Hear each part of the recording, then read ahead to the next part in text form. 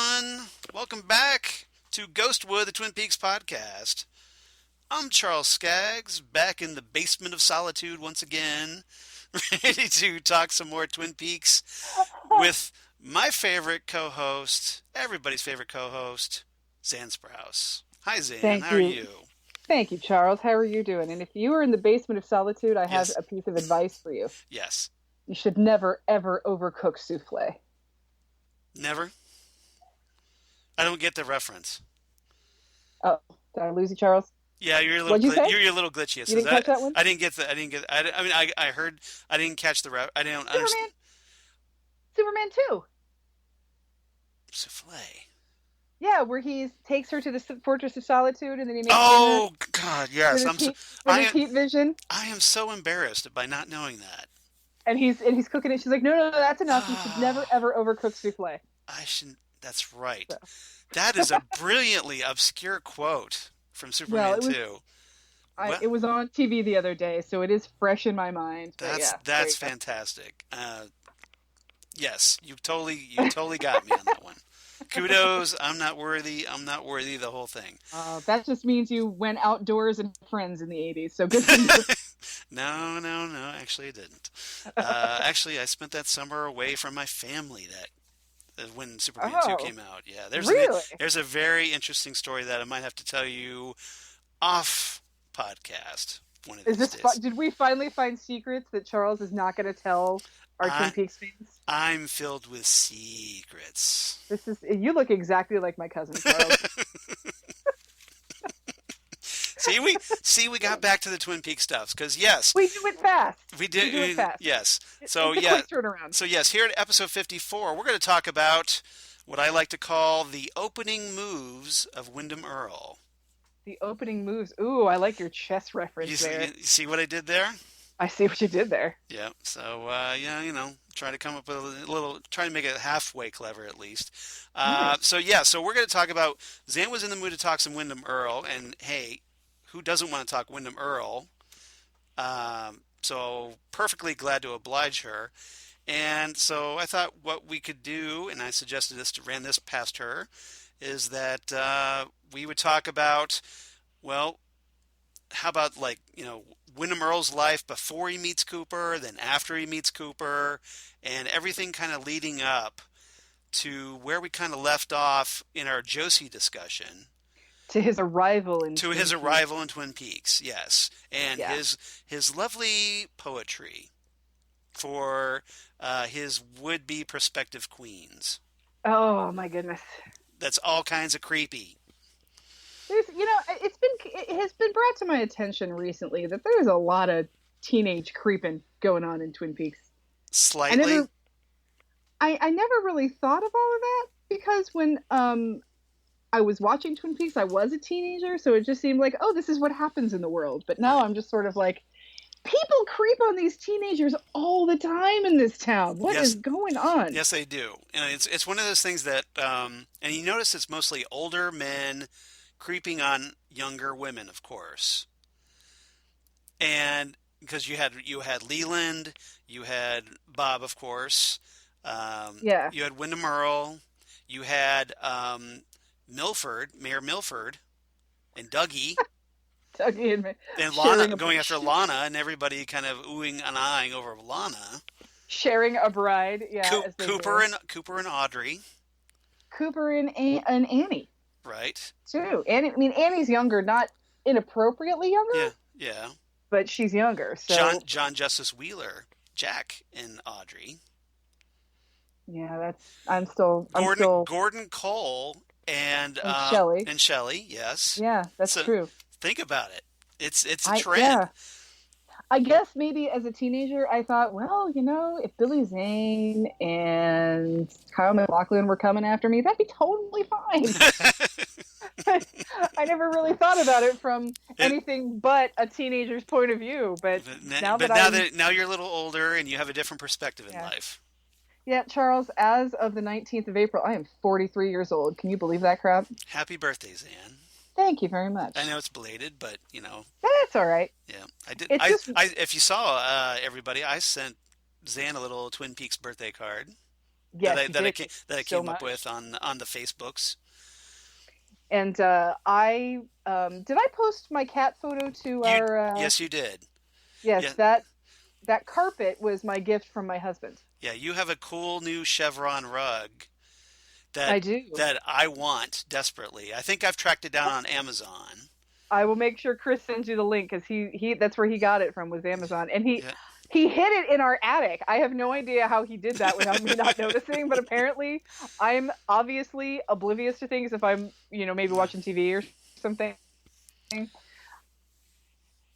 Yeah, needless to say, Chris as got me that carpet. yeah, yeah. Needless He to got me say, that carpet. He got me. Go ahead. no, No, go ahead. You no. I was finish. just gonna say, needless to say, is gonna go on my 50th birthday list. That's right. Charles is going to be 50 here in about a month, kids. Hmm. So about a month and a half. So set your calendar. So yeah, I got here's what I got for my birthday. My birthday. I got this one right here. Nice. You got the Wild at Heart on the The collector's Shout edition. the Shout Select Shout Factory Blu-ray. Yep. And then I finally got this, which is the Criterion Mulholland Oh, Drive. see, I want that too. Yeah. I need that. Blue Velvet comes out this month, so I'm very excited. Yep. And I got it on my calendar. the European Whoa, Lost Lost Highway. Highway. Does that play on Region 1 or Region A or whatever it is? It plays on the Region Free Player that Chris got me for my birthday. Uh-huh. Oh Oh, yeah, because baby. it's not available here. It's not available here, but it's available right here at my house, Oh, as is The Elephant Man, which is also European yep. DVD and works on our brand new region free Blu-ray player.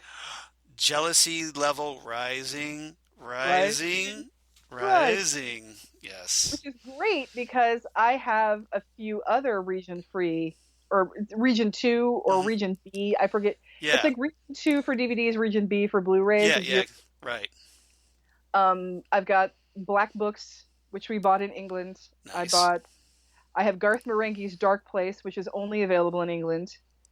And I have Rick Mayall Presents, which my friend Shelley Hessen bought me for my birthday one year. Excellent. And in that same wheelhouse, I have Guest House Paradiso, the movie that is the Bottom characters that were Rick Mayall and Ade Edmondson's from their show Bottom, their characters. Yeah. Yeah. Yeah. Yeah. Uh, After the obviously the young ones. Yeah. yeah, Richard McRichard and Eddie Hitler are their Right. names. And Chris found that one of my all-time favorite movies that I cannot find here at all, called Comfort and Joy, is finally on Blu-ray. So I'm gonna have to go to Amazon.co.uk and buy that now that I have the region-free Blu-ray player. Very nice. So yeah, it was a good time. It was a good time. That's fantastic. Yeah, David Lynch related birthday. It was awesome. Yeah, that was. Obviously, the theme works perfectly. Yep. And, well, hey, it's great that you had that and could share that with us here on the podcast. And just the black and white cat on that black and white Yes. carpet is just awesome. Well, it was such a great photo Uh huh. because Forbes is sitting there and um, looking right at the camera, Uh huh. Just right. which is amazing for a cat because if you've tried to take pictures of cats, as I have, They don't like it. They're not into that. they're prone to sit there all and pose for you. Heck no, they're not. No, you have to be like super fast and catch them in a split second. Yep. So, but Furbs is sitting there staring directly at the camera as if like she was cast by David Lynch. I know, it's perfect. It was like kind of creepy too to see her on that carpet. I know, to any other normal person, they're like, "Oh, look, your cat matches their carpet," but to us, we're like, "Damn!" So yeah, I was happy about that. So That's fantastic. yeah, I redid. I was able to redo my Pez room. I got new shelves for the Pez room, and I don't think I posted that photo, but I will. Because I have, you can see my awesome chair Yes. that is kind of Twin Peaksy, Yeah, and now my piece carpet. you had a great photo there where you're sitting in the chair on which is on the corner of the rug Mm-hmm. and looked really good. And Yeah, the cat. so yeah, like I need that rug for the basement of solitude here. Awesome. Yeah, I'll have to post that photo on our page as well. But yeah, the caption I did for that photo is that Pez you like is going to come back in style. That was great. So Yes. I thought Very fitting. Very fitting. I thought that was pretty funny. So, but yeah, you guys can all see the Pez room and my Yes. office Yes. carpet. The legendary So Pez room, which I have had the fortune of visiting, that's right. You have been to the but Pez I've room. not visited obviously with the chevron rug. So, You just need to come over more often, Charles. well, you're very popular. So I have to like I think I have to make an appointment. I'm not popular. I'm just stupid busy. That's the problem. It's like I was talking to my friend Nicole, and we're trying to figure out a time to get together. And if I'm not busy, she's busy, and we're like, let's get together like the last weekend of June. And I'm like, we suck as adults. Like this You're is just no fun. you're adulting wrong. Yeah, well, that's the problem. Is adulting. You just don't have freaking time. I mean, when we were kids, Charles, if we were kids, I could just like walk through my backyard through the neighborhood to your house. Probably that's how this would have Yes. happened. Right. Or I've just ridden my bike to your house, and we would just hung out Very, all very, day. very Stranger Things. Yes. Yeah, very Stranger Things. I would have just ridden my bike to your house. We would watch Twin Peaks. Maybe your mom would have said, "Hey, you want to stay for dinner?" And I would have been like, My mom would have definitely said that because my mom loved cooking for people "That and yeah." still does. But so yes, Or she would have said, "Hey," as my waistline will attest. Yes. or she would have said, "Hey, you kids, when you're done with your little TV show, come to the restaurant and you can have pie." And we would have ridden our bikes to Hmm. your restaurant. Yeah. We would have had pie, Hmm. and it would have been awesome. And now I'm like really sad that that can't actually happen. Where were you when I was having my childhood, Zan? What's up with that? Seriously, I mean, and even if your parents were still running the restaurant, I can't ride my bike to Medina in any sort of timely fashion. Can I just say how much respect I have for you that you actually remember all that little trivia of my life? The fact that your parents were in a 24-hour diner is one of the most badass things I Well, can it's not think really of. a diner. It was a family restaurant, but close. But it was 24 hours It though, was right? 24 hours, yeah. 24-hour family restaurant, yes. I'm of the opinion that a family restaurant between 11 a.m. and 6 a.m. is a diner because I'm eating drunken omelets. That's Yeah, what I'm eating at between those hours. yeah. So Well, the most of the food that I ate there was pretty much diner food, so it worked out, yeah. no, Ah, yeah, that's the thing. I mean, I'm sure families go into the double R. yeah, Damn it, that's a diner. It has pie, and yeah. if I can get pie at 3 in the morning, it's a diner. That's So everybody, and if diners are the best. yeah, so if you kind of see where we've been doing the digression quite heavily already, that's probably Okay. because it's been a while since we've talked here on Ghostwood. Yeah. Because yours truly kind of screwed up the schedule a little bit by asking Zan to join me on Next Stop Everywhere as a special guest companion. And if you've listened to Next Stop Everywhere 139, the greatest show in the galaxy, hint, hint, you can see that she did an awesome job Why, on it. thank you. And is obviously welcome back anytime because we talked Sylvester McCoy and Sophie Aldred as the Seventh Doctor and Ace, and it was great, good times.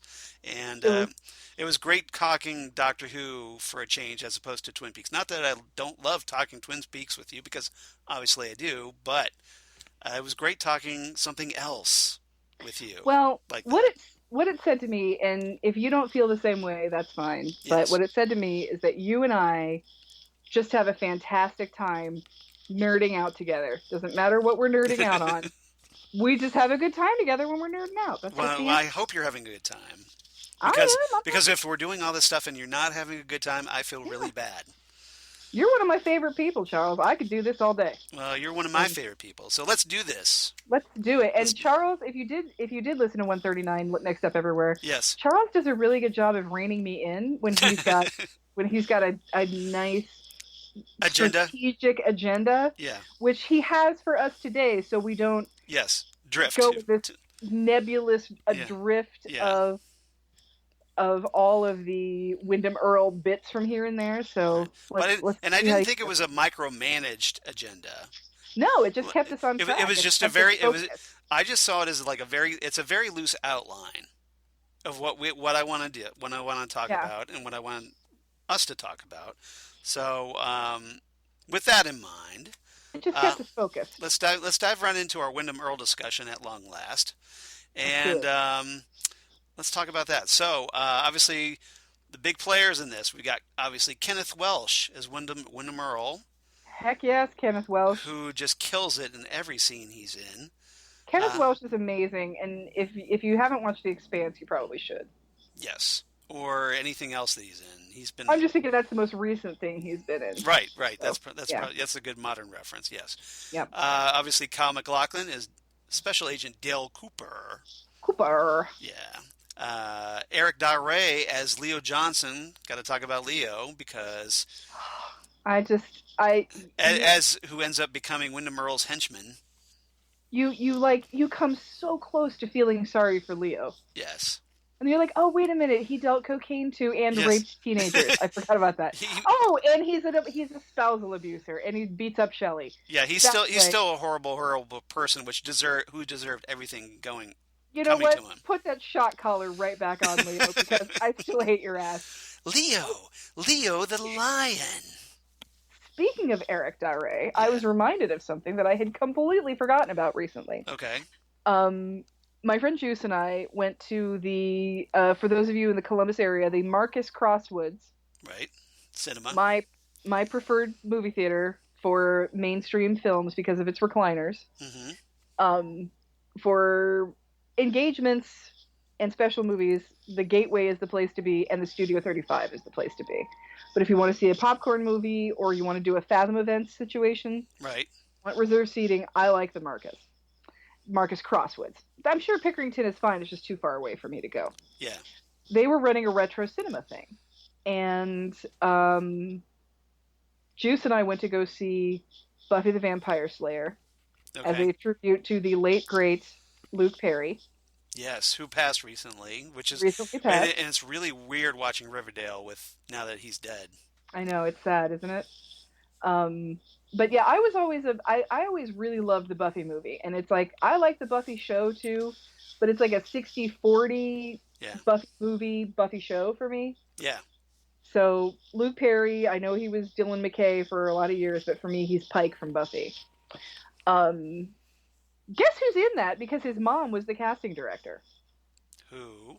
That would be Eric Dare, and Joanna Ray does the casting. Wow.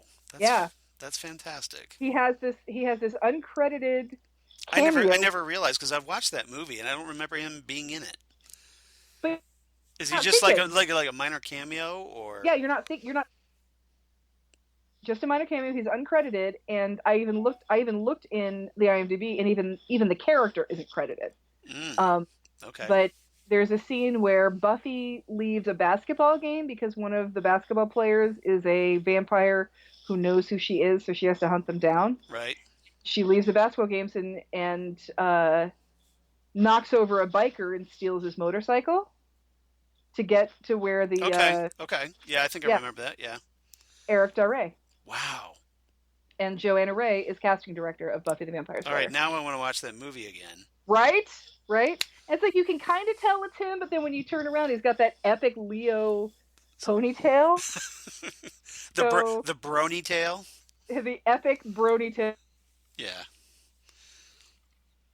Oh, you just cut out on me. But yeah, it's and just well, and the thing is, I don't know what the hell's going on tonight. It's yeah, internet poor connection. Yeah, buffering. But when you got somebody who looks like Eric Dare in a movie that Joanna Ray casted, odds are good. Yes.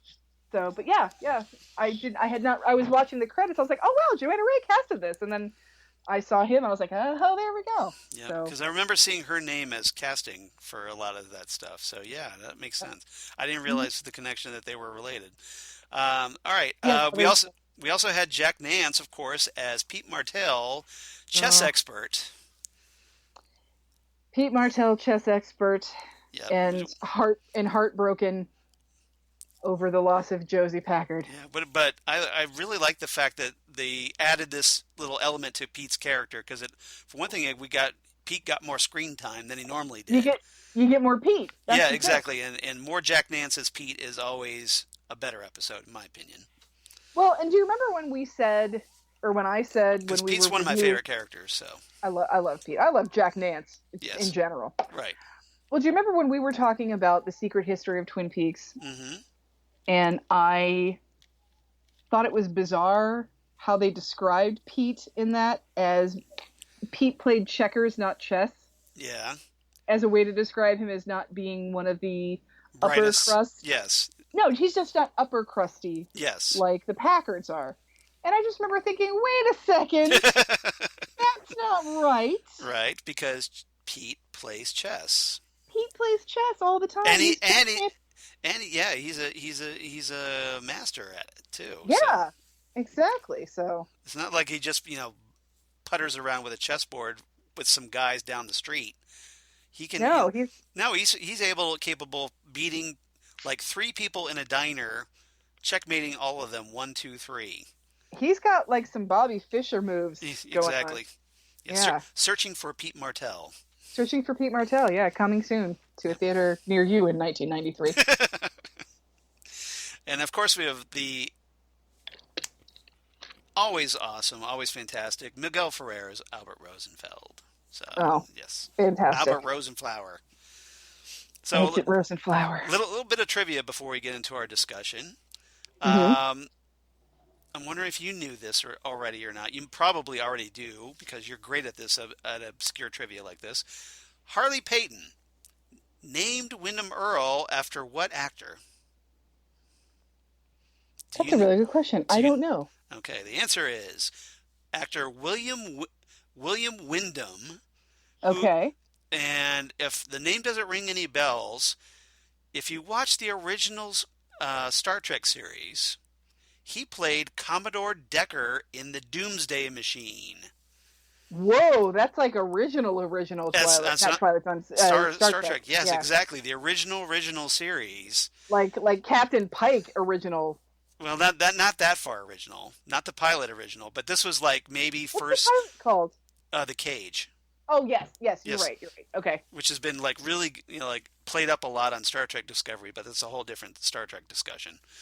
Yeah. Because Anson Mount plays Christopher Pike on that show, and he's so good on it.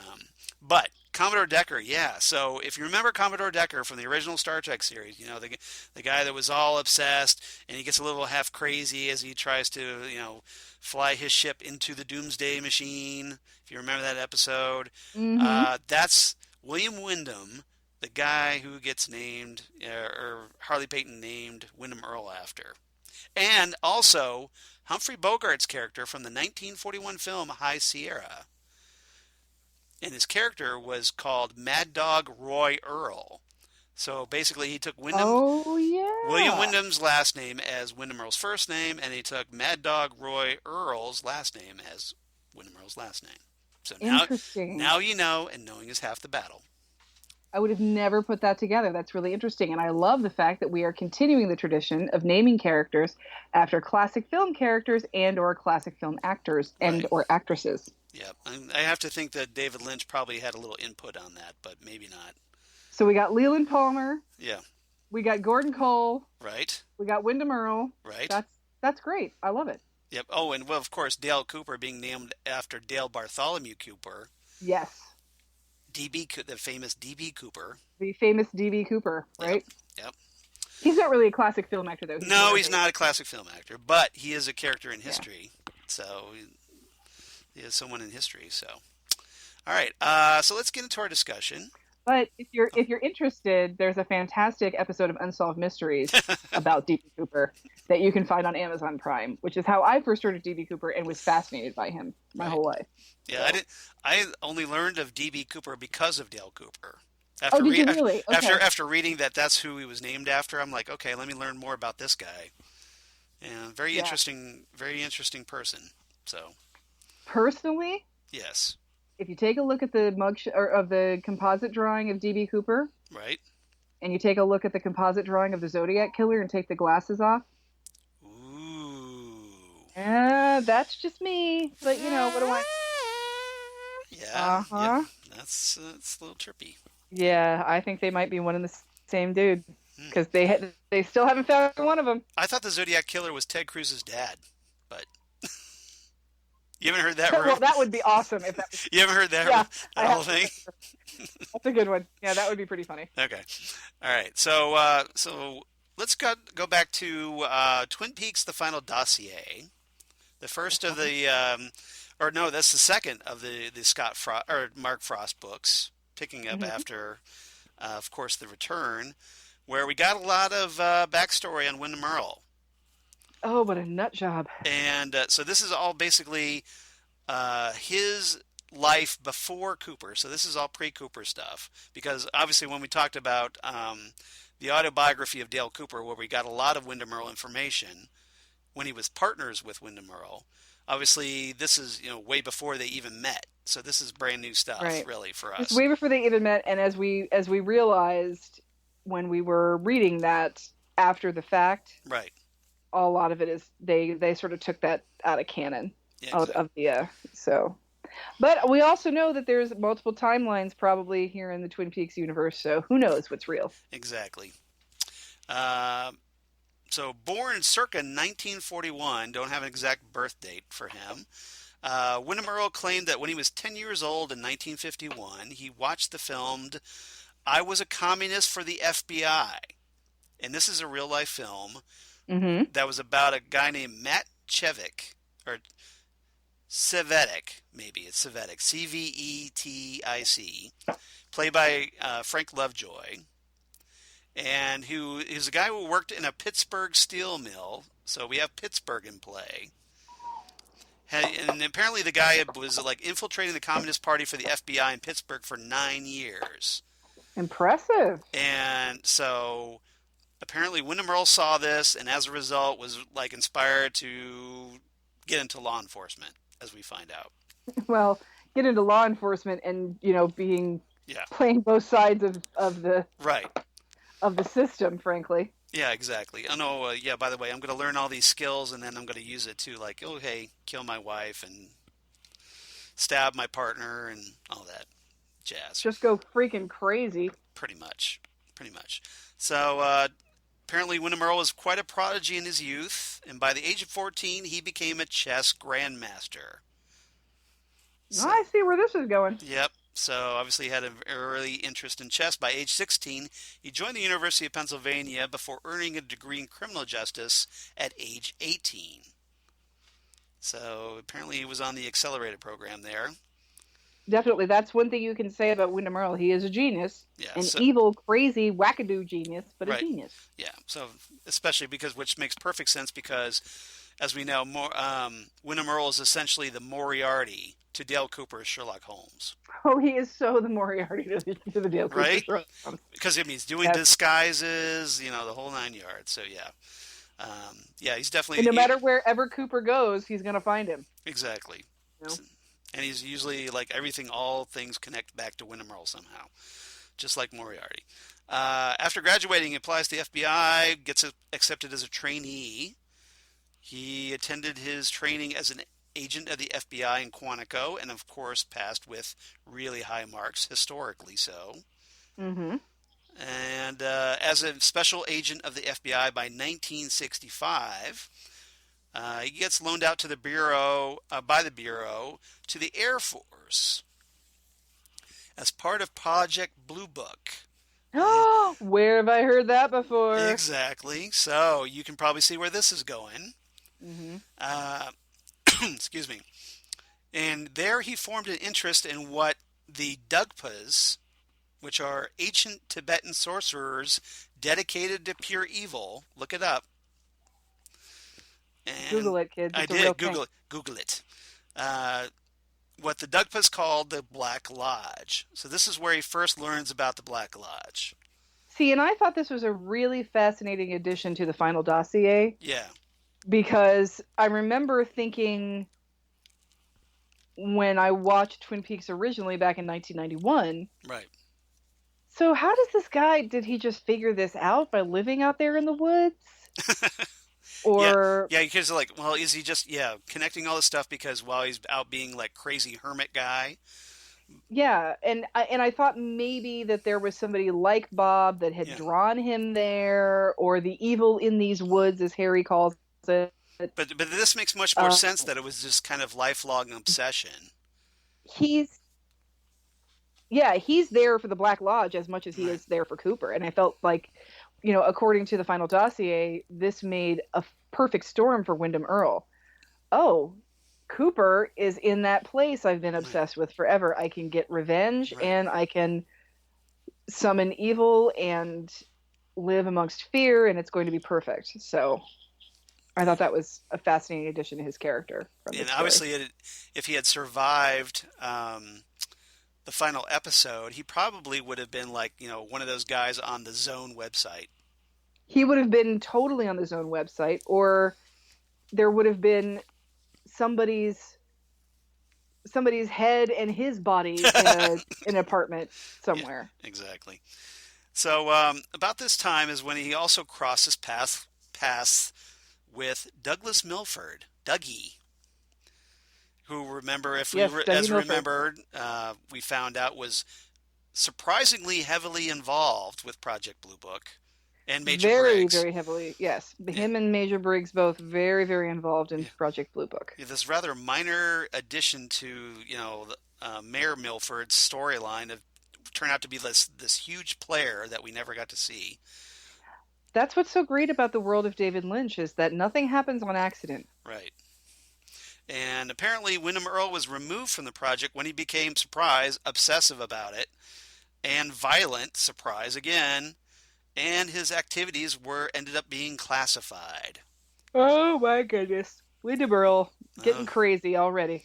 oh, Winnie. And in the aftermath, Earle partners up with Gordon Cole and some other agents in creating the Blue Rose Group. Where So, have I heard this before? exactly. So, Windom Earle is a founding member of the Blue Rose Task Force. See, Dig it's it. uh I once again I have to come back and say Yeah, Gordon Cole is like the only surviving member of the Blue Rose Task Force, right.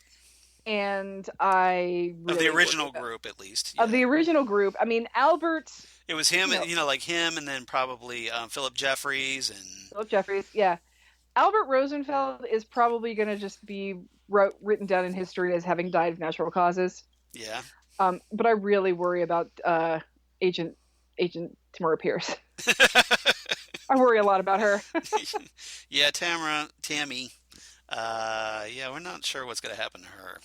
This might not end well for Tammy, is all I'm saying. Yeah, maybe she better hope there isn't season 4. But just saying, I'm hoping there's season 4. But Oh my gosh. so in 1973, Earl gets assigned by the Bureau as an investigator in the Watergate hearing. Oh, I've heard of that. Of course.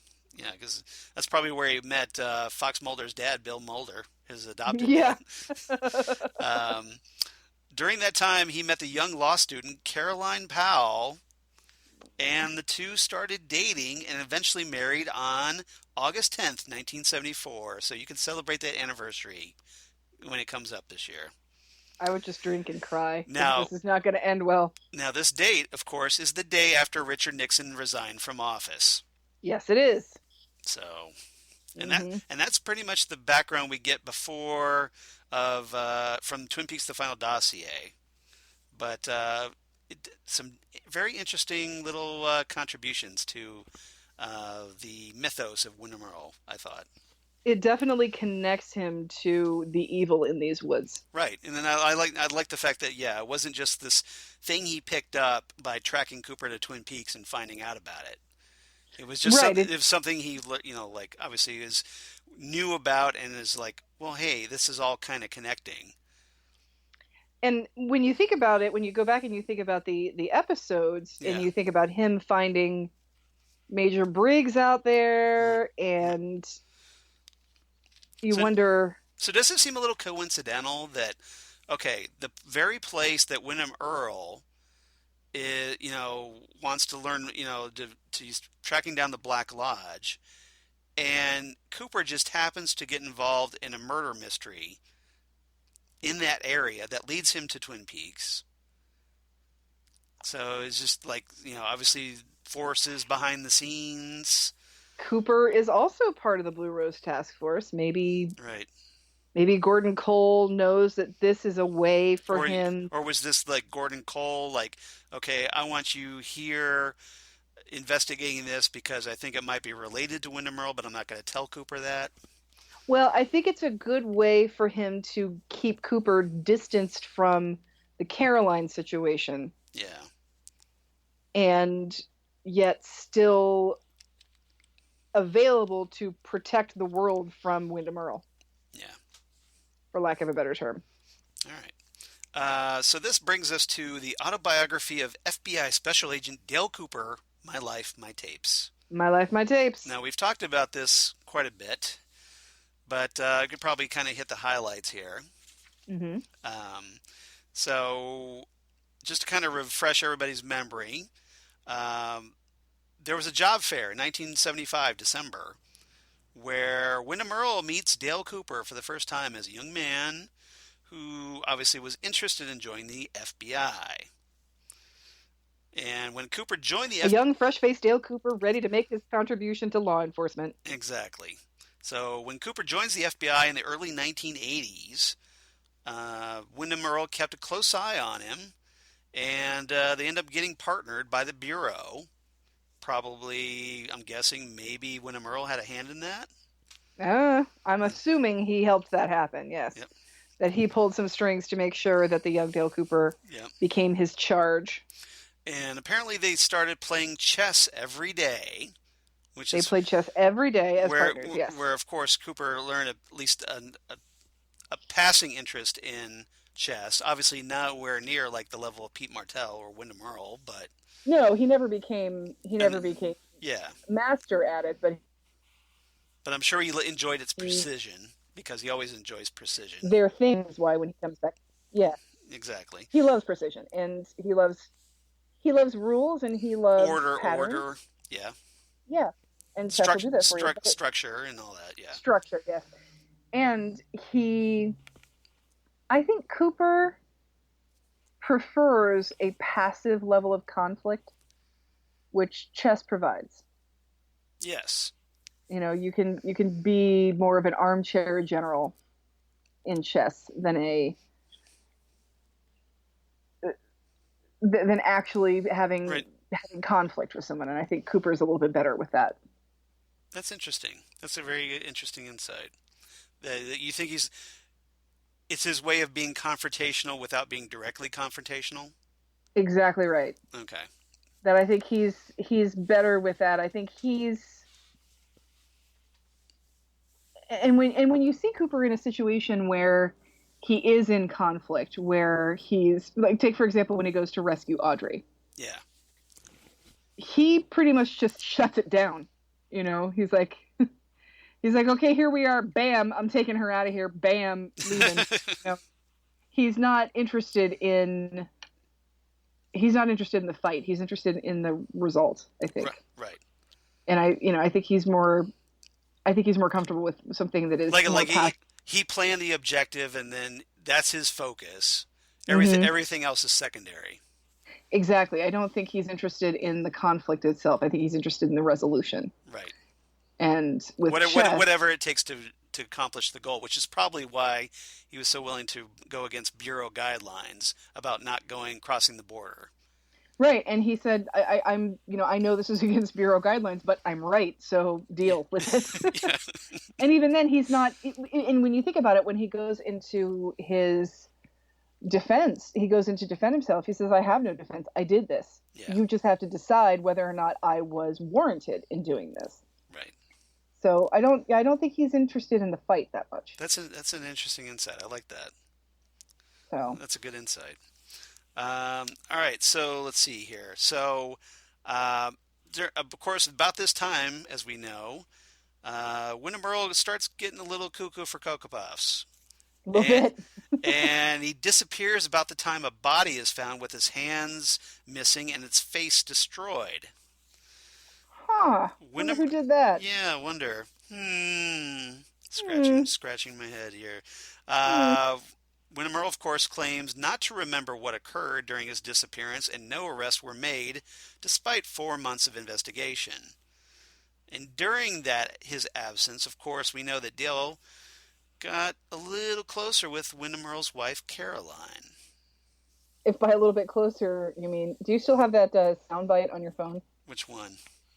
That the one when you get close to a member Oh. of the human race that you want to. That's the one. That's what we're talking about. Yeah. That's what we're talking Yep. about when we say he got a little bit. Yeah, Yeah. Um, yeah, a little sweet loving down by the fire. a little bit. Yep. I always love that reference from South Park. Um, of course, later FBI agent investigations would reveal that Windom Earle had, around this time, deliberately set up several coincidental meetings between Cooper and Caroline, because we Hmm. know he was trying to push these two together. He was basically baiting Cooper. Right, I right. think he was Yeah, baiting both of them to see if they would betray him or not. exactly. And then he felt like, aha, see, you betrayed me.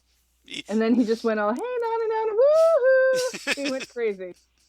He went stupid crazy. Yes. And then during these meetings, he claimed to be out of town or occupied elsewhere. But of course, in reality, he'd end up like shadowing and monitoring the two from a distance. So he essentially like lied about where he was, came and was actually stalking them to basically prove his theory. That Hmm. he creates this self-fulfilling prophecy, and then he's like, "Oh, see, it came true." Because See, everyone's against me. I must kill everyone. right. Again, Yeah, he's cuckoo for Cocoa Puffs.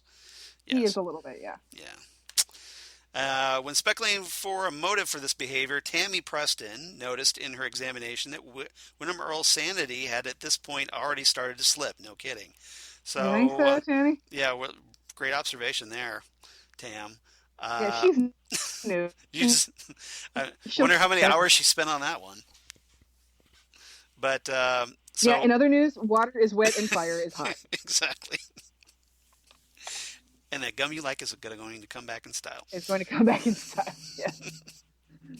So when Windom Earle noticed that Cooper and Caroline had shown mild interest in one another at an FBI Christmas party, of course he becomes obsessed with the two of them having an affair. So he started to play Cupid for them, if only to make sure his paranoid fantasy matched reality. That is just psychotic. That is just, and Yes. it's it's just weird. I mean, Well, again, he's yeah, nuts. So yeah, he's nuts. there's not And, supposed to be a rhyme or reason for the madness here, I guess. So but not only is he setting them up for right, their doom, right. he's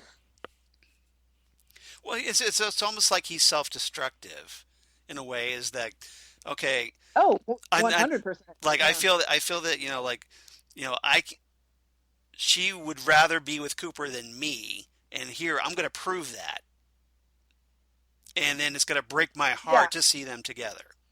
It's going to break my heart, and then I'm going to have every reason in the world to murder Right. everybody. Not really connecting the dots that oh yeah, well maybe they wouldn't get together if I wasn't pushing them together. Yeah. Yeah, exactly. But again, so by around 1985, Cooper was vacationing in the Caribbean, and Windom Earle claimed that his wife had been kidnapped by three men as they ate dinner. Caroline was found when she was arrested for prostitution in Lower Manhattan after her disappearance, suffering from a heroin addiction. Hmm. Heroin. Where has that come into play before? Where have I heard somebody being forced Hmm. fed heroin? Yeah, and then after being kidnapped. So it almost makes you wonder, Mm-hmm. I did see where you go. somebody get to Blackie before we knew that they were in town? That's a good I don't question. know. That's a good question. Now, Because like if presumably Windom Earle had to get the heroin from somewhere, right? Now, granted, yeah. he's an FBI agent. He probably could have got it from some evidence locker somewhere. Well, that's the thing. He could have gotten it from some evidence locker somewhere, but we also know that heroin is going, you know, Right. cocaine and heroin are doing pretty decent Yeah. traffic across the border. And if, his interest in the Black Lodge kind of led him to focus on that area in the Right. So Northwest. he knew what the trade was up there. So Probably, yeah. yeah, and it's doubtful that he had any hand in that, but at the same time, he was. It's really interesting, though. If you It try is. to, It's an, you could connect it almost. it is a very, very interesting coincidence. Yes. And Blackie does say that one line that, just like her daddy did to me. Hmm. So obviously he's who got her hooked on whatever she got hooked on. Right. But the whole the whole heroin thing is just such an interesting coincidence where somebody is sorry, I had to pick something up to look at it. Like all um, of a sudden I'm on a tilt-a-whirl at the amusement park. yeah, no, I had to pick up my computer. I'm sorry about that. So it's just an interesting coincidence that somebody is in a whorehouse and being force-fed heroin. Yep. Maybe, like if Caroline lived, maybe she and Audrey could have formed a support group. Something, yeah. I just think that that just seems way too convenient. Yeah, it does. Um, so let's see, where are we? Okay, so she ends up getting, following an attempt on her life, Caroline gets moved to a safe house where Windom Earle decided, I'm not going to hang around. Yeah. Nope, meh. So, of course, this sparks an affair between Cooper and Caroline. And days later, of course, Windom Earle stabs both of them, killing Hmm. Caroline and injuring Cooper, where he ended up having to recuperate. But, of course, following this act, he ends up getting institutionalized. Sometimes I try to do things and they don't work out the way I plan them to. And I take my time and I try real hard. Yep. I love that song, by the way. I'm not They just crazy. they just keep bugging me. They just keep bugging And me. it builds up inside. And it builds up inside. I feel like Captain America, and like I understood that I just reference. did that reference. Yeah. I'm not crazy. You're the one that's crazy. You're driving me crazy. I love that song. Um, For those so of you who don't know what this song is, it is called institutionalized. Institutionalized by Suicidal Tendencies, Hmm. and it is fantastic. It is. And for the rest of your It, life, it was. after you hear this song, Yes. when you ask for a Pepsi, you will say just one Pepsi. That's all I want is just one Pepsi. So, Very nice. Yeah, one of the great classics from the '90s. I love that oh, song. such a classic song. Yep. So, following a taunting phone call he makes to Cooper in early 1988, as we jump ahead in the timeline, Earl escapes from the institution in March 1989 and makes his way, of course, to Twin Peaks, Washington, where Cooper had been investigating the murder of, you guessed it, Laura Palmer. Because we So, all know what happened in February. yes, exactly. In February, yes, as you kind of cut it out there a Hmm. little bit. Oh, Yes, yes, yes. That's because we all know what happened in February of 1989. right, So exactly. it's not right. But yeah, so So, what's interesting is it's so like melodramatic what happens with Cooper and Caroline in it, because it's very like Florence Nightingale thing going I on see. where I see. It's almost kind of like Shakespearean a little bit too. it's a Shakespearean level tragedy where Right. he's But he's the one that's supposed to protect her he fails and at his job and she dies. he feels his job and she dies and doesn't And he don't and, he, and, doesn't he, and he's betrayed by his best friend. and he's betrayed by his best friend and one of the series of father figures that he has accumulated over the decades. Right. He's got Windom Earle, he's got Gordon Cole, he's got Harry S. Truman. They're all Yep. father figures one way or another. Yep. Yeah. But it's also there's a bit of a correct me if trend there. he's got a bit of a trend there, and it's not that Cooper doesn't have a father. It's just Cooper's father is he's kind of like Cooper. He's just very matter of fact. It's his mother who was the affectionate one, and she's Right. the one that died very young. Right. Exactly. So what I also think is just so, like you said, Shakespearean about the tragedy that is Cooper and Caroline is, correct me if I'm wrong, Charles, but doesn't Windom Earle kill them like the one night they have sex together? Yes. Yeah. What is Yeah. that? Yeah. It was like, yeah, which of course, feeds right into Cooper's issues with sex Uh huh. because, as we talked about when we talked about the autobiography of Dale Cooper, is that Cooper has like really traumatic sexual experiences throughout his life. Really, yeah, really traumatic sexual experiences throughout his life. Even when he has sex with Annie, Right. it's to help her write her Miss Twin Peaks speech, and then the next night she gets kidnapped by Windom Earle after giving her Miss Twin Peaks speech. And taken to the Black Lodge, and then she ends up in a coma. Or dressed up like catatonic, yes. catatonic, and when she's in the lodge, she's dressed up like Caroline, Right. and it's yeah. If I were Cooper, I would just be. It's like he's probably just like, I'm just sticking to porn. I'm not even going. Maybe that's part of his fascination with the Dalai Lama. He's like, there's a monk that I could get behind. That Yeah, works. I yeah, can deal with this. exactly. So that Yeah. kind of brings us up to the TV series and the original TV series. Mm-hmm. And then by this point, it's not until episode 11 of the second season, Masked Ball, in 1990, where the Windom Earle storyline begins. When we first get our. Yeah, Cooper gets a letter from Windom Earle, Mm-hmm.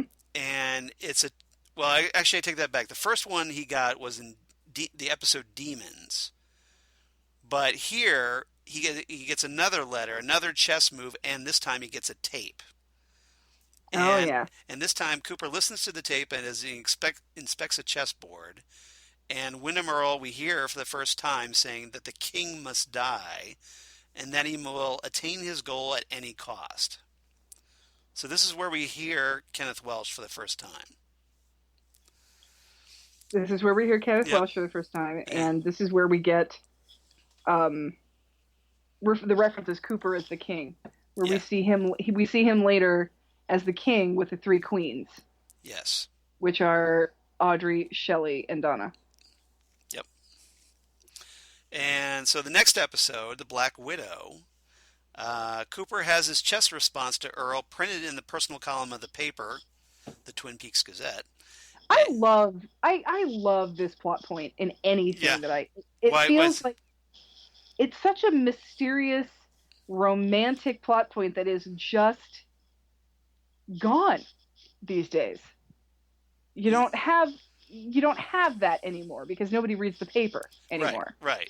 So that's not even something you could do. But things like Twin Peaks. Yeah, so or even, it's almost like a very twisted like pen pal relationship they have.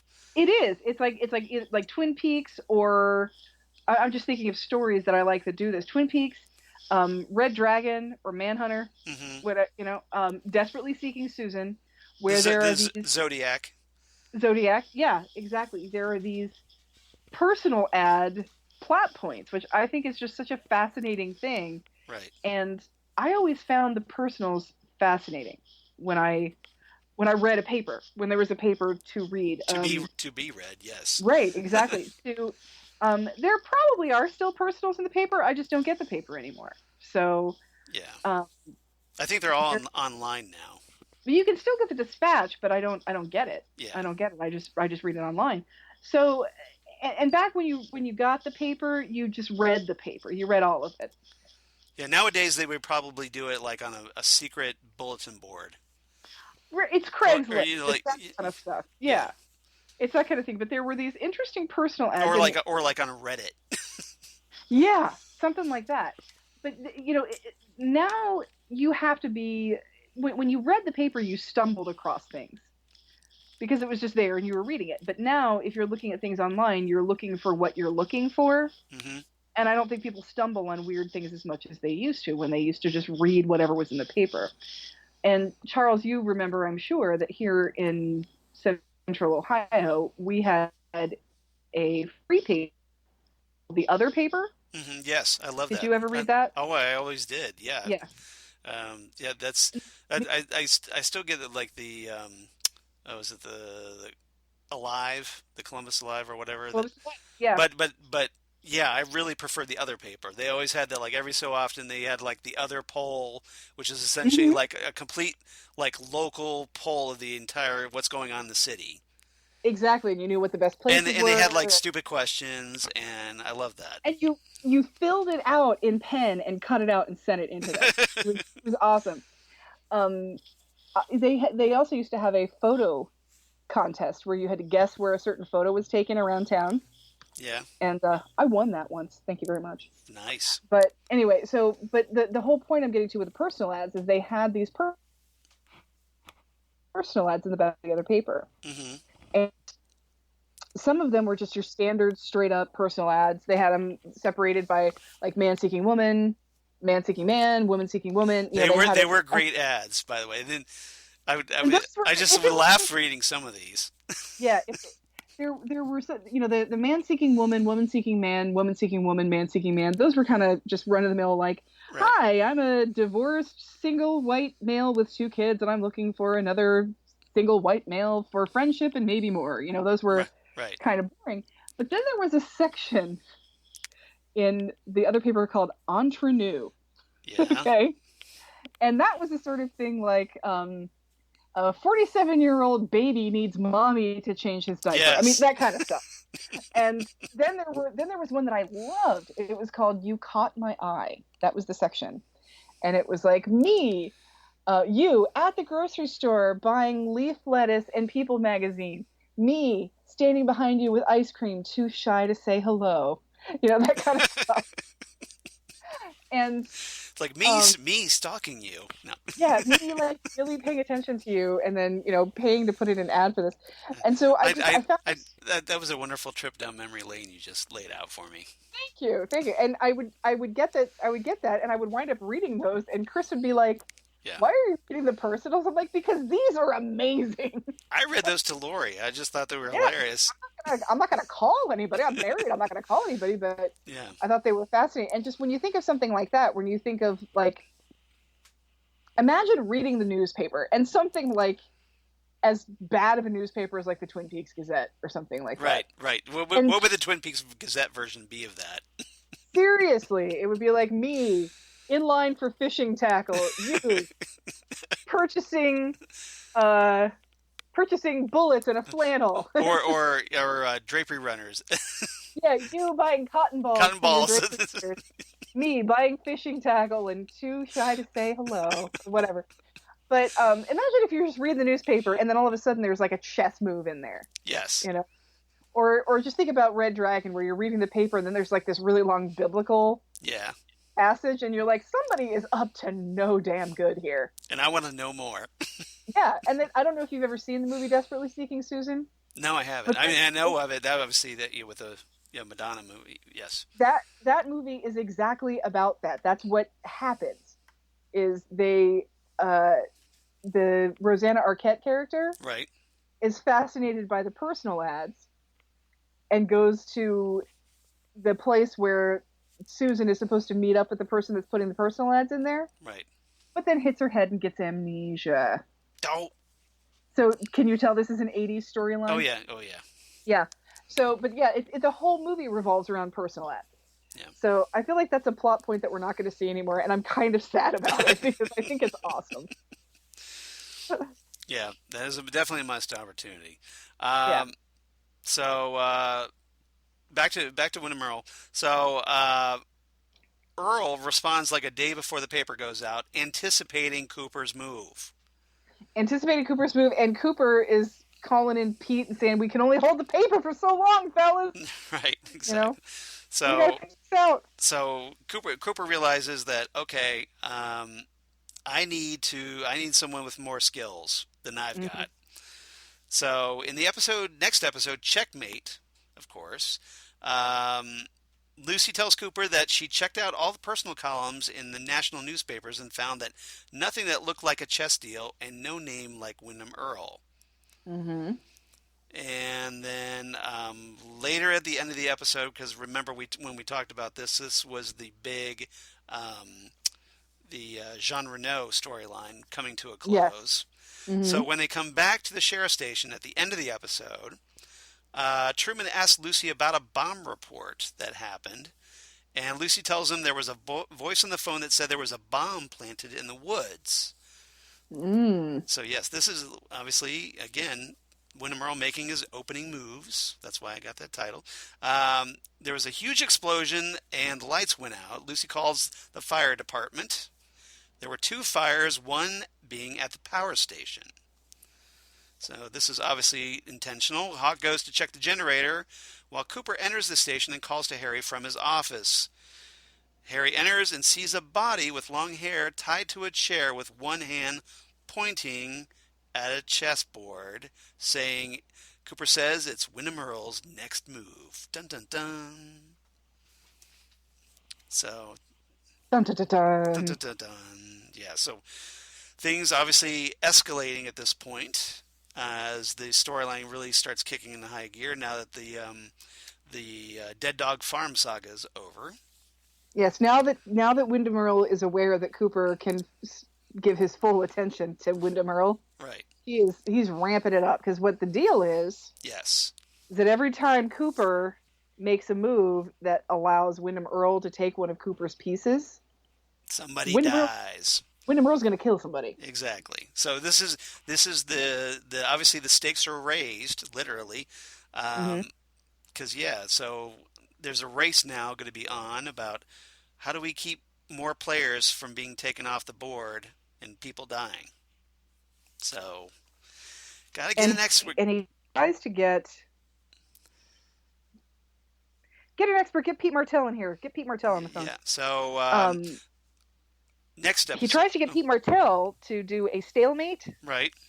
but they figure out that they cannot do a stalemate in anything less than 4 moves, Yes. which is interesting because that is a king and 3 queens. Yep.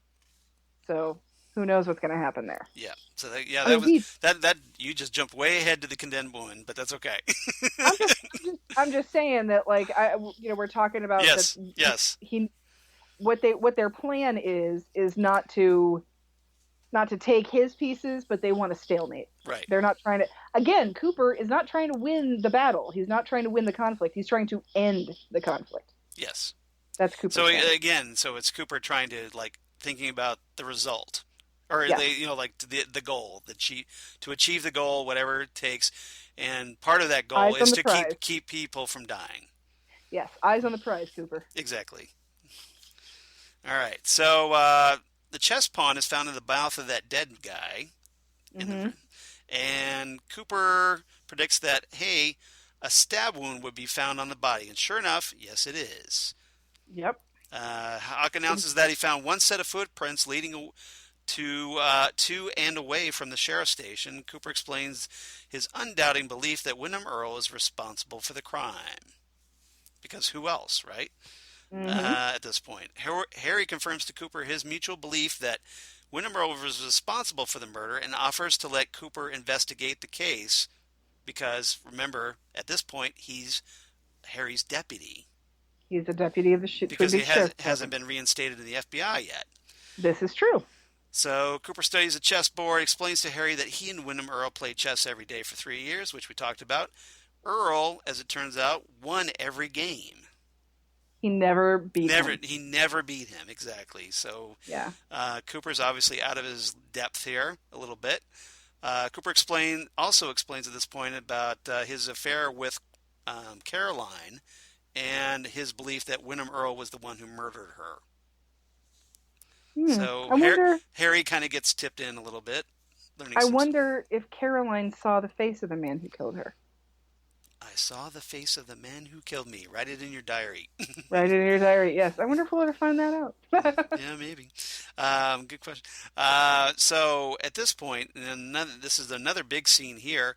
Leo, who's been kind of, after coming back to semi-consciousness and trying to kill Shelley and storming off into the woods, he's walking through the woods until he stumbles across a log cabin. Dun dun dun. Oh, the Upon going inside, a man introduces himself to Leo as Windom Earle. So this is where we finally get to see Windom Earle in person. yeah. This is not the old man that tries to befriend Frankenstein's monster people. No, no, this is not Gene Hackman and Young Frankenstein. He is not going to make espresso for Leo. That's all I'm saying. Smoke, smoke. No. All right, so that was double play. So then we jump ahead to the next episode, Slaves and Masters, and Albert Rosenflower arrives at this point on direct orders from Gordon Cole, who is, and I quote, "I'm worried about Coop." He's worried about Coop. With, Yeah, you should be. yeah, right. With the present danger of Windom Earle, he presents a map of where Earle has sent packages containing articles of clothing Caroline Earle wore on her and Wyndham's wedding night. So creepy. Right? It's like, what am I going to do today? I think I'll send out packages. And, like I'll leave, like, oh, what can I use in the packages? I know Caroline's clothes that she wore on our wedding night. That's perfect. That's perfect. Let me get Caroline's garter belt, okay? God, so creepy. Yeah. Um, He's so creepy. Leo, of course, wakes the next morning to find that Windom Earle is playing a bamboo flute. And he reads off Leo's criminal record. Leo stands up, tries to leave, but Earl whacks him down with the flute and pins him like he's wrestling or something, and declares Leo to be a pawn to him and places a shock collar on him. It's And just, and everybody who's been waiting for something horrible to happen to Leo is just like, yes, good times. yes. Yes. Yeah, that's the thing, is Yes, that queen. if it were anybody else, you would feel bad. But because it's Leo, You don't. it's hilarious. The Because Schaden, the Leo, Schadenfreude is so strong at this point. the Schadenfreude is delicious. And Leo is being treated like the dog that Leo is. I ate my Schadenfreude with some fava beans and a nice Chianti. Yeah, Yeah. Does it taste like licorice? Because I bet it tastes like licorice. It's so fantastic. yeah, it's great.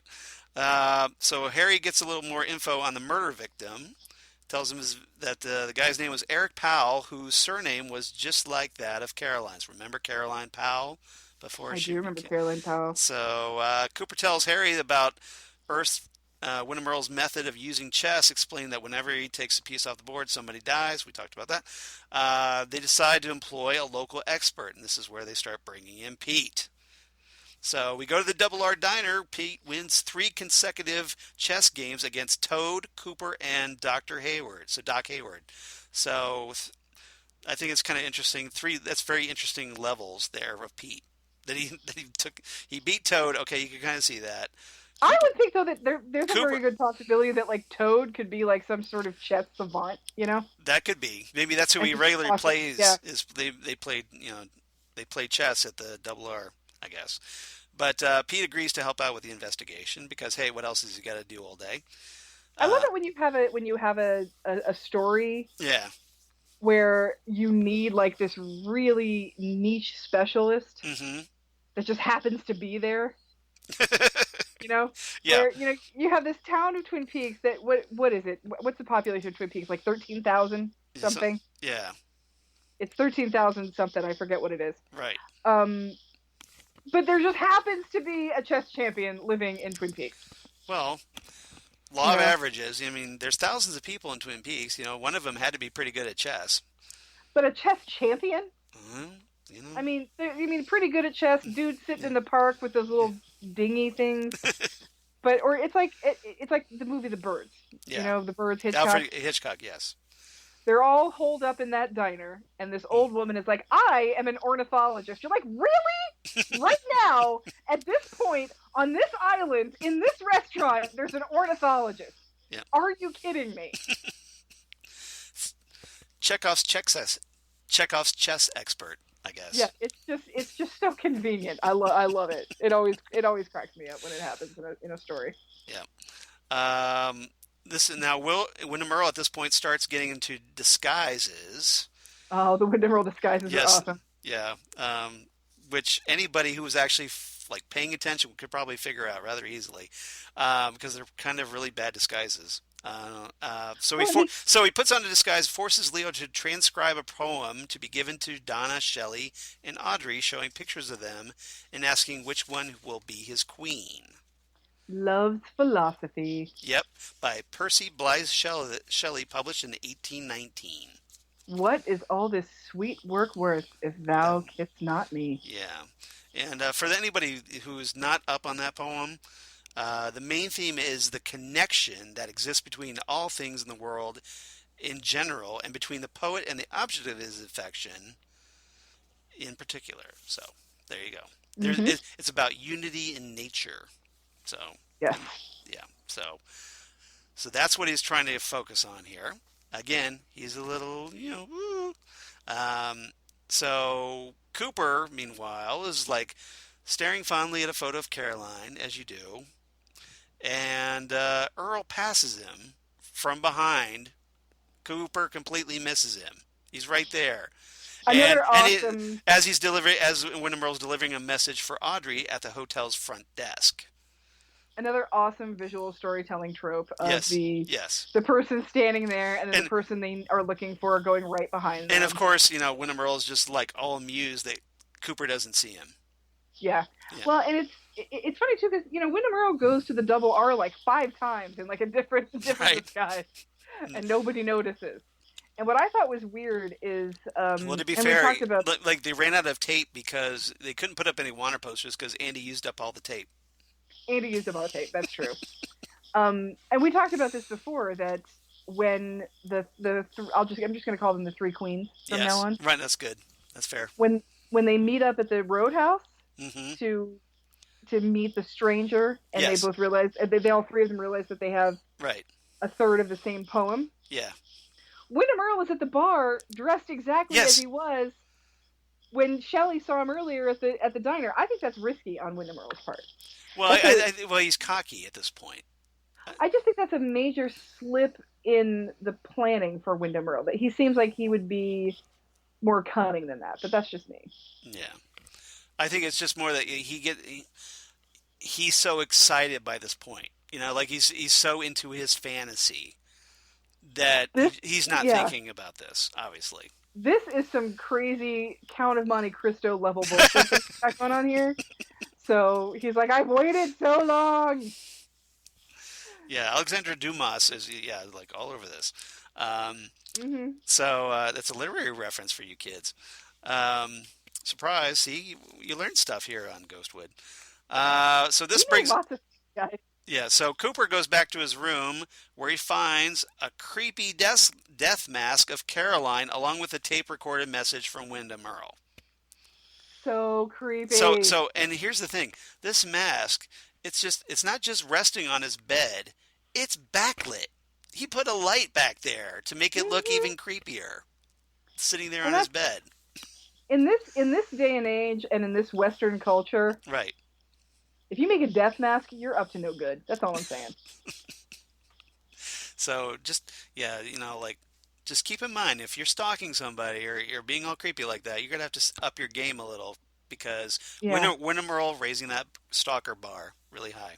Uh, So oh, that so brings us creepy. to the condemned And woman. I would like Oh, a discussion with.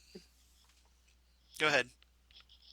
I'd like to have a discussion with the security people at the Great Northern because this is just Do they even a little have out of hand. security people? I've never even seen I like don't think so. I don't think so either. Of course, this is the '90s, and they figure, well, it's Yeah. Twin Peaks. The only people that die here are homecoming queens, right? Nobody So locks the doors here. That kind of a town. yeah, I mean, I can understand it but that a murdered body shows up in the police station when all the police are away and the only people that are left there are Andy and Lucy. I know. That makes sense to me. But but you'd think somebody There- would have noticed Yeah, somebody walking into because Cooper's been in that room for like a month and a half now. yeah. They'd be like, "Hey, you're not Mr. Cooper. Why are you going into his room?" And when you have a police department that's one step above the Andy Griffith show, you know, Yeah, you think you'd be a little more safety conscious, but yeah, you'd think so. But maybe not. what are you gonna do? What are you going to do? So this brings us to the condemned woman, which we talked about not too long ago. Um, and this is where things really start escalating, big time. Cooper and Harry listen to the message from Windom Earle, who recorded it for Cooper, of course. Hmm. He challenges Dale to a deadly chess game, asking him to place his next move in the newspaper. And this is where Harry tells Lucy to call Pete Martell and find out the paper's deadline that you're talking about. Right. Harry admires Caroline's face in the mask, and Cooper says she was the love of his life. Aw. Yep. You feel so bad for Cooper, and It's like, of you course, the gotta, one girl that I liked got killed by my crazy partner. yeah, it doesn't end well for the women in Cooper's life either. No. Not even Audrey. Right. And he doesn't No. even really have a thing with Audrey, and it still ends badly for her. It's like just being in Cooper's proximity, bad things are going to happen to you. Pretty much, yeah. If you wind up naked in Cooper's bed, whether Cooper's with you or not, bad shit is gonna happen to you. Pretty much, pretty much. Yeah. Yeah, I would start sleeping with one eye open because, yeah, Yeah. Uh huh. slightly. So at the Double R Diner, Windom Earle once again turns up, leaves an envelope for Shelley as Norma talks on the phone with her sister Annie, who is, how's Annie? She's Who's gonna. come? Who's coming She's to Twin fine. Peaks? She's fine. Who's coming to Twin Peaks after leaving a convent? And yes, that becomes more important later on. Okay. Norma finds the envelope, gives it to Shelley. Contains a portion of the poem and a request to meet at the Roadhouse. And then we've cut to another scene where Leo's carving arrows for Earl. Mm-hmm. And who comes to check on his progress and shock him a couple times. Because, hey, why not? It's fun. Go for it. It's Leo. Do whatever you gotta do. You just go right ahead with him and just keep Just shocking go him. hog wild on Leo. It's fine. Psst. Um, Just so go up to him and just whack him across the head and go, "This is where we live, Leo." when I come home to this cabin, I expect this cabin to be clean. And I mean clean. All right. I'm gonna clean this cabin, and then I'm gonna show you how to clean this cabin, and then you're gonna do it. First thing you got to do is have a good attitude, Leo. That's the key. Anybody will tell you that. Oh. So Spousal abuse is not a joke. There's help out there. Rain.org. yes. But again, Leo deserves it. Leo deserves every bit of it that he Exactly. gets. Yeah. Exactly. Uh-huh.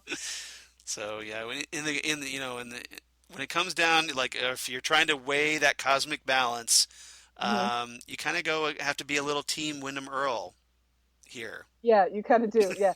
See, we When it here, comes to Leo, at least. yeah, Yes. we here at Ghostwood do not in any way condone No. spousal abuse or partner violence in any way, shape, or form.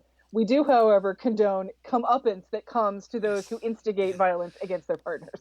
Yes, we do condone abuse against spousal Abusers. abusers. Yes, we do condone spousal abuse or comeuppance. We condone spousal abuser abuse. Yes. How's that? We fully condone that. Especially when Or it's Leo. abuse against spousal abusers. Yes. Yes, abuse against abusers. Yeah, we're totally into that. Yep. We're all for it. We're the ABA. This abuse against That's abusers. Abuse against abusers. We are pro. 100% pro. Like we meet on Thursdays and we bring punch and pie. Everybody will come if you bring.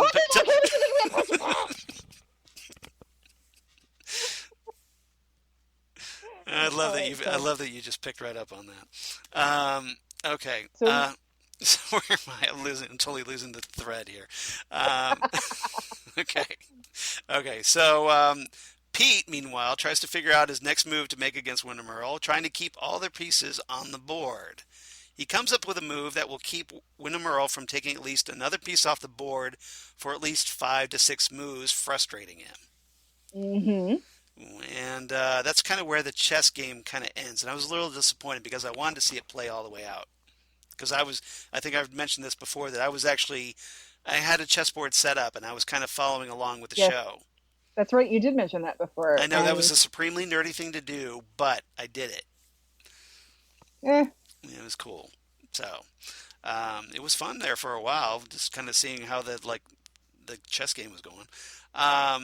So Donna meets up with Shelley at the Roadhouse, and Donna mentions that she got this weird note from somebody wanting to meet her there. When Shelley's like, "Well, hey, I've got a weird note too. We're twinsies," and they piece it together. And then all of a sudden, Audrey shows up, and she's got a piece. Looks like we all have something in common. And she's got a piece also. And Windom Earle is at the bar going, "Oh, yeah, be my queen."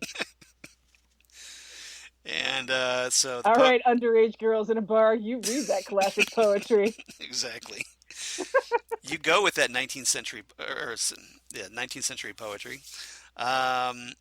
So yeah, he's watching them from the bar, and that's kind of where we leave off. That is kind of where we leave off. So essentially, that's basically Windom Earle, of course, making those initial steps, and obviously someone people were dying. They try to prevent this, and the creep factor is like way past 11 at this point. Oh yeah, the shit is hurtling towards the fan right now. Pretty much. Yeah. So yeah, so we're in for some good times coming up. So Oh my goodness. all Yeah. right. So Looking for some major production, major dramatic paper mache production action that's going to happen here pretty soon. wake the kids, phone the neighbors. Oh, what year is this? Nice.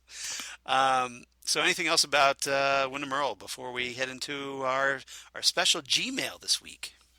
I would just like to just let this percolate in somebody's mind. Mm-hmm. In this day and age, Yes. how many of you would immediately recognize your spouse's handwriting? I would. You've been married for 20 years. This is true. I better know it by now. You've had 20 years of cards and yes, stuff exactly. like that. Yeah, exactly. I'm just talking about like now, like do you ever leave? Well, no, they don't because they all text to each other. I was gonna say, do you ever leave your spouse a note saying like, "Hi, I went to bed, dinner's in the oven," or anything like that? No, you text them and say, "When you get home, I'm gonna be in bed, dinner's in the oven, love you, good night," that sort of a thing. Yeah, no, see, Lori and I are different. We leave Post-its for one another. Oh, I invented Post-its. You invented Post-its? So, yeah, I think it's interesting because I remember wondering when they put the letter together. I remember thinking, I wonder why Shelley doesn't just say, "Oh, you guys, this is Leo. Oh my God, what the hell? He's gonna kill us." It takes her. Remember though, but when Leo was writing that, this was after he was being shocked, so his handwriting was a little scribbly. $5, get out of here. It probably looked like Donald Trump's signature, like all like Richter scale. True, yeah, all just, or like a lie detector.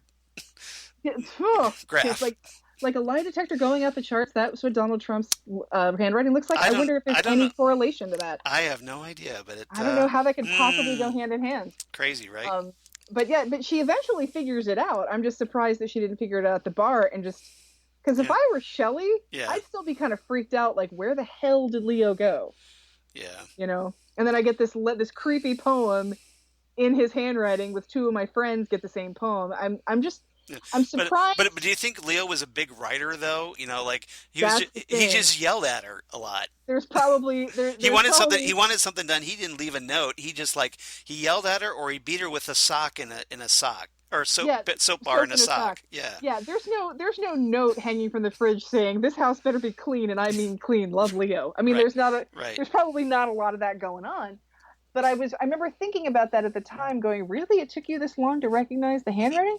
But now that I'm thinking about it from a 2019 perspective, yes, I wonder how fast people would see that, Especially if you're Shelley and you're probably trying to block everything of Leo out of your brain. Or like I said, you're probably not getting a lot of physical cards, not a lot of notes or anything like that. Right. So, yeah. Oh, sorry if there's any background noise. Somebody's getting life flighted to the hospital. Oh, is that what that is? That's what that is. Yes. All right. So.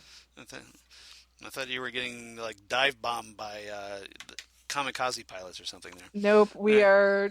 I can see in the winter time. I can see Riverside Hospital from my house, and so not Russia. Not Russia.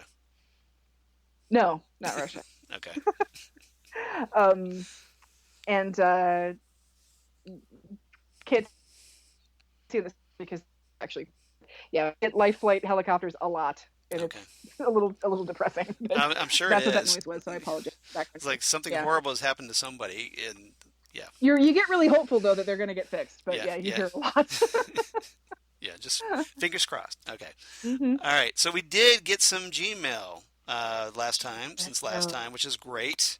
Hopefully we get more of that. Hint, hint. We'll talk about how to do that here in a minute. So, so Matt C., who writes in to us, emailed us, says, "Hi, Xan/Charles." So Xan gets top billing here. Firstly, I love listening to your podcast. Well, we love you listening to our podcast. That Thank works. you, Matt. See, That that's awesome. that works out perfectly. I'm a big David Lynch fan and have been a fan of Twin Peaks since it first aired in the UK during 1990.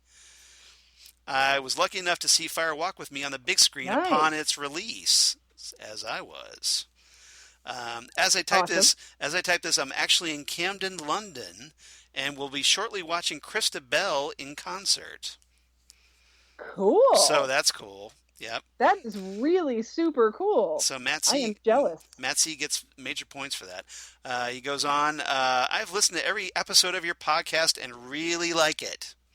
Well, thank you so much, Matt. We are glad you're listening, and we're glad you're liking it.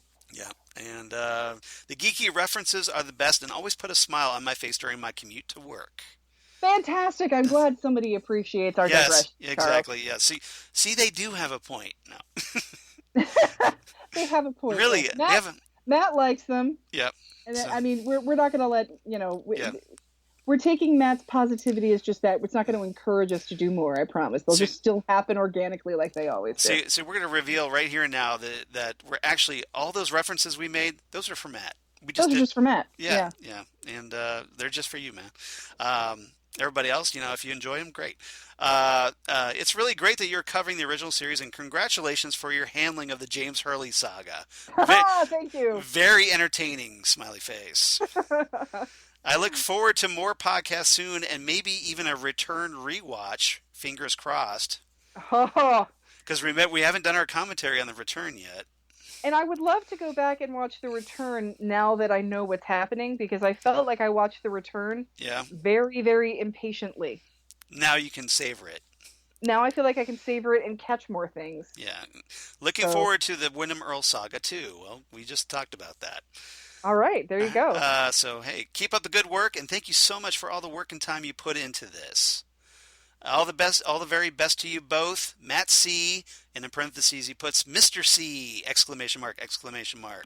Mr. C, I love it. Mr. C. So, very cool. Well, I gotta Well, say, we are Iriv, glad. very, very, very happy that you are listening to Exactly. it. And as for the work we put into this podcast, Yes. what is all this sweet work worth if Matt not listened to us? Nice. Well played. Well Thank you. played. Very well played. So yes. So thank you, Matt. It's great. It's always great to hear from people, and it's nice to know that somebody likes what we're doing, and that they're enjoying themselves. So we try. I love knowing that there's other Twin Peaks nerds out there. Hmm. I love knowing that our nerdiness entertains other people, not just us. Exactly.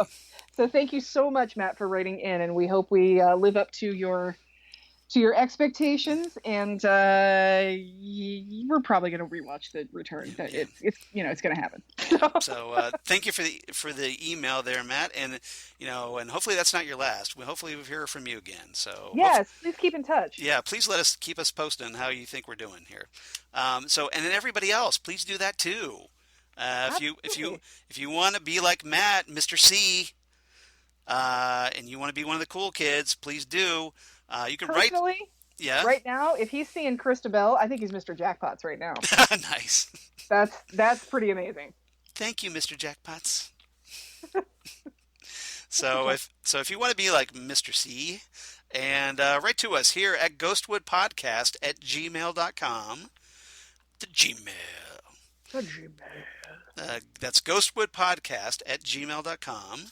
Or you can reach us on the Twitter machine at ghostwoodcast, or on Facebook at Ghostwood the Twin Peaks Podcast, where you can see the cool pictures Xan posted of her kitty in presumably the Pez Lodge. The Pez Lodge, yeah. It's the Pez Lodge. This is the Pez Lodge. And it's a very cool picture. And if you have any more, if you have your own kitty pictures on Chevron rugs, please post them as well. Seriously, yeah. That should be a thing, right? I think so. Yep. That's very cool. So yeah, please do that, and also please like us and follow us on Twitter and Facebook, because that helps grow the community. Because obviously, if we'd love to get more likes on Facebook, because apparently, if you get about 2,000 you can start giving top fan um, awards to people. Oh, nice. You So guys, I'd come like to, on. so yeah, I'd like to be able to do that because Everybody wants to be a top fan. who doesn't want to be a Ghostwood top fan, right? So Well, you're all Ghostwood top fans, in this my is true, opinion. but this would make it like This would have even Facebook more official. like super official. Yeah. This would So make it Facebook official. yeah. So Zan, how about you? How can they reach you on the interwebs? I am on the Twitters and on the Instagrams at Udinax19. Yeah. I'm on Facebook too, but I'm pretty boring in my real life, You so are you are far from boring. You are the opposite of boring.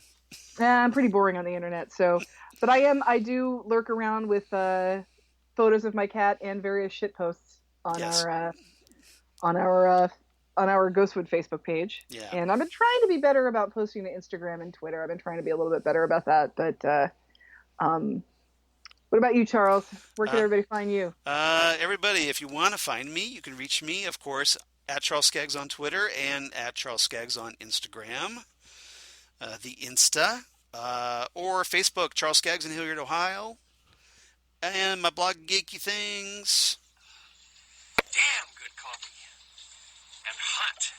Damn good coffee and hot, where I talk about all the stuff we talk about here on Ghostwood, Twin Peaks, David Lynch, anything cool like comic books, sci-fi news. I just posted my big Avengers Endgame review. Oh, very cool. So I will make sure I don't read that because I have yet to see much, Avengers Endgame. much typing. Yeah, there is now. I do have spoiler warnings at the beginning of it, so try to keep people from getting spoiled. But Well, it was funny. but for me, hashtag do spoil the end game. I gotcha. So Nice. I was talking to my friend Tom the other night, and he started talking to me, and I recognized the names, and he's like, "Can you believe they did such and such with the such and such?" And I was like, "Do you think I've seen this movie?" And he's like, "You haven't?" I'm like, "No." And I honestly don't even remember what he said. I mean, he said some well, that's stuff, good. and I don't even remember what Yeah, the words he used yeah. were because I had no context for Yep, it. So yep. And I'm proud to say that my bladder held out. I didn't have to like get up for a bathroom break in the middle of a 3-hour movie. you guys don't drink a 64-ounce soda during the movie, and you're Right? gonna be fine. It's gonna be fine. I got a kid-size Coke to keep. Seriously, get That's a all I. Dasani and nurse it through the That's what I movie, did. and you're gonna be fine. That was my game plan, and it worked perfectly. Just get a Or little Coke. You're eat good. some damn popcorn and soak up the Yeah, liquid. yeah. That's fiber. It'll keep you from Let's. Yeah, seriously, it's not that it's. I mean, I've gone 16 hours without peeing before. You guys can see this movie. So I'm saying. All right. So Jesse, one of my other co-hosts on podcast land, he had to go during the middle of it, and I teased I'm him sorry, Jeff. relentlessly for it. Your puny bladder. Your puny bladder. Yeah, Yeah. that's Yeah. yeah, So, that's the thing. but he is 10 years older than me, so I kind of let that slide a little bit. All right. Yeah, okay.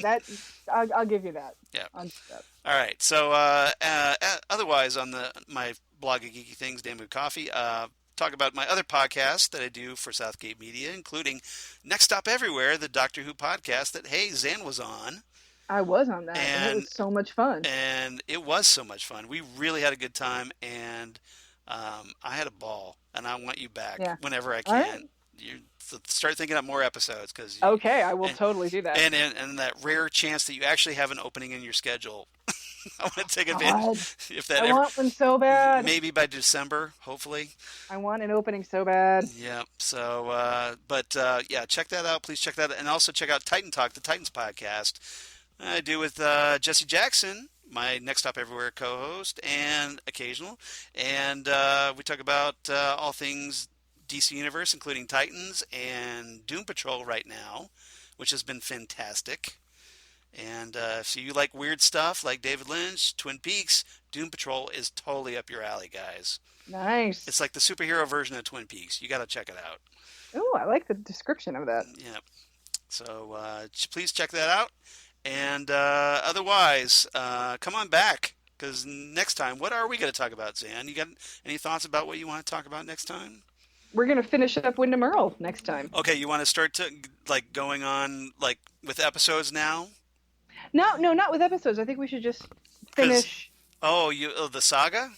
finish the saga and the Okay. log lady stealing Pete Martell's truck, and just finish Okay. just round it out. All right. So this will Yeah. be the final moves of Here's Windom what Earle. here's what we should do, Yeah. Charles. What? Okay. Tell me. Let's round out the Windom Earle saga Okay. and do commentary on the final episode. Okay. We can do that. You like that idea? I like that. We can do that. All right. Okay. So that would almost be. Well, that would probably need to be um, 2 episodes then. Well, no, because I think we can just sort of talk about like You probably think take you think we get through because that final episode is like that was 2 hours, two part. was it? Well, there was 2 episodes back to back, wasn't it? I'm talking like the The final episode. episode. Okay, so Yeah. beyond life and death. Beyond Life and Death. Yeah, that's it. Okay, Just that one. okay. Well, we Because I don't um all right. I don't want to have to talk about new age jazz erotica. Okay. Okay, that's fair. And then I you want don't want to talk about the Miss Twin Peaks contest and I don't want to have to talk about that crap. all right, okay, all right. We I don't can want to have to talk about the Pine Weasel Weasel. Okay? and Annie. Well, that's the thing is we can spend a few minutes talking about Okay, how he ramps it up and all right. how and that like one of my all-time favorite Leo scenes, yeah. and then we can go into the final episode and see how And we could cheer that Leo gets a spider about to drop on him. just Leo trying to thinking that the shot collar remote is like a Yeah. remote that works. that was I love that moment. That is classic. That is Like classic. I'm going to I'll shock you now. Oh, and he shocks himself. Yeah. Bow, bow, bow, bow. So we Yep. can we can talk All right, about all that. right, okay, all right. So we'll do that. So we'll finish up the Windom Earle saga, and we will tack on Beyond Life and Death. So that sound good? Yeah, because I think the hubris of Windom Earle thinking he can take on Bob Right. is definitely something I think we should discuss at length. Yeah. He Yeah. can't have your soul. I I will take his. Yeah. Yeah. Yeah, It says one creepy guy to another creepy guy. and Bob just comes in. Windom Earle is in the lodge, and Bob just comes in. He's like, "Oh, hold my beer. All right, Exactly. let me just get rid of this little gnat that's in my way." Exactly. It's And like then he's gone. amateur. Amateur hour. Totally. Yeah. All right. So everybody, come on back. We'll finish up that, and we'll talk obviously more pop culture references and whatnot. And we'll see you next time right here on Twin Peaks. Ghostwood. wait. What? Oh, Wait, before you go, Charles. should we talk about someone? In I this? just want to remind everybody Yes. who is in the, I would say, 4-hour driving range of Columbus, Ohio, Oh, right, right. to check out the Studio 35 Cinema Draft House website for the director series, David Lynch series, because not only are Cheryl Lee and Ray Wise going to be here, Mm-hmm. but later in the year there's going to be an event, and Dana Ashbrook's going to be here. How cool is that? We might actually get to know. see Bobby Briggs too on top of Oh it. my gosh, I can't wait to see Bobby Have Briggs. you seen him before anywhere? Never. Oh, this is a big Yeah. deal. Yeah. Yeah. Like So, yeah, just make sure you're checking that site for those events, because any Twin Peaks fan is going to want to come to that stuff. It's Yeah. going to be amazing. yeah, enjoy those memories. Bring it back some. Brings back some memories. And yeah, Bobby killed a guy. You guys.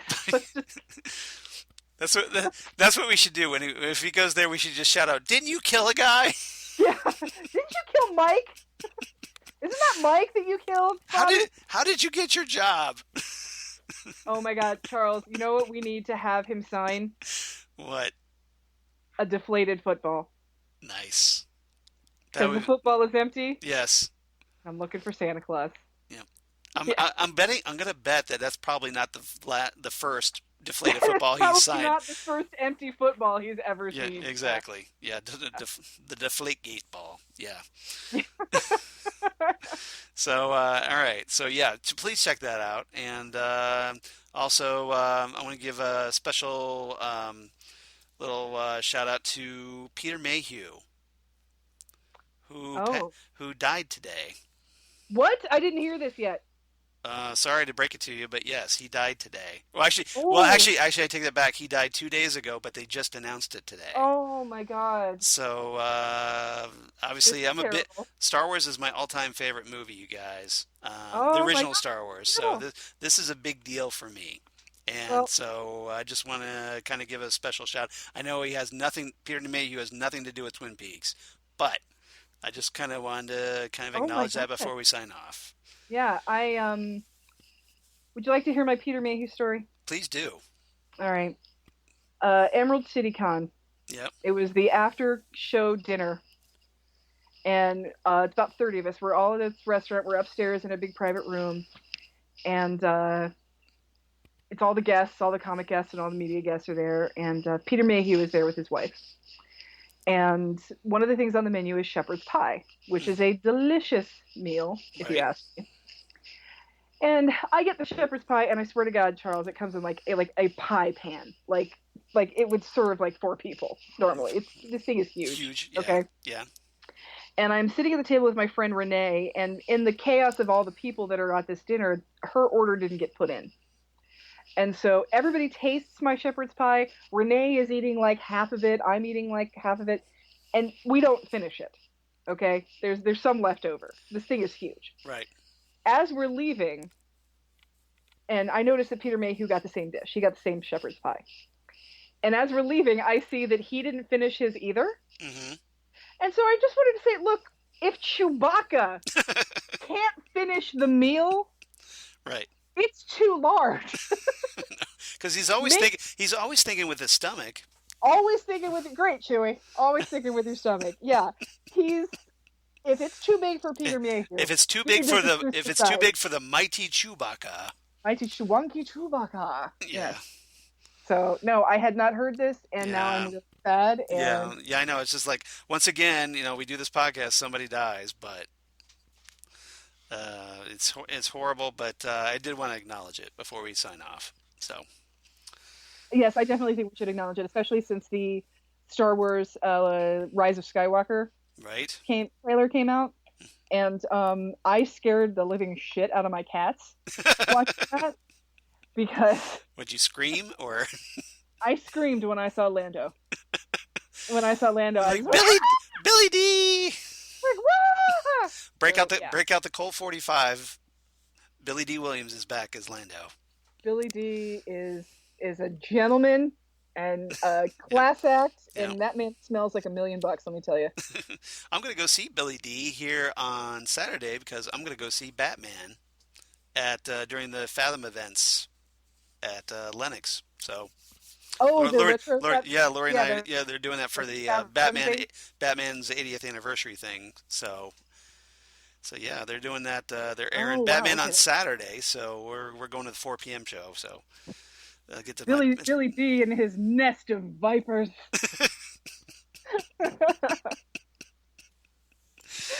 love it. That's good. Yeah, Yeah. that's So the very first movie Harvey Dent. So, um, yeah, I just want to give a shout out to Peter Mayhew. Obviously, thoughts and prayers to his yes, family to his family and loved and ones. I know Mark Hamill posted about it already on Twitter, and so very very sad to lose another one. But hmm unfortunately, that's just a reminder that we're all getting older. So, this is true. And Peter Mayhew was in quite a bit of pain. yeah, He had which very debilitating physical issues. yeah, which is And obviously why Joonas Suotamo took over as Chewbacca yes. in the past couple of Star Wars movies, but hmm in this one, The Rise of Skywalker. But obviously, Peter Mayhew's obviously was the originator of the role, and Peter Mayhew is Chewbacca. he's legend. He is. Yes. So yeah. hmm All right. Sorry to end it on a downer, but hopefully we'll have some happier news to talk about next time. Yeah, we're And going to talk about Leo getting shocked with a shock collar. It's yeah, gonna be see, excellent. that should cheer everybody up. That makes everybody happy. That makes Leo getting shocked makes everybody happy. If Leo's shocked, everybody happy. Everybody happy. Everybody happy. So see, we'll have better times ahead, and we'll see you next time right here on Ghostwood, the Twin Peaks podcast. Bye, Good night. everybody.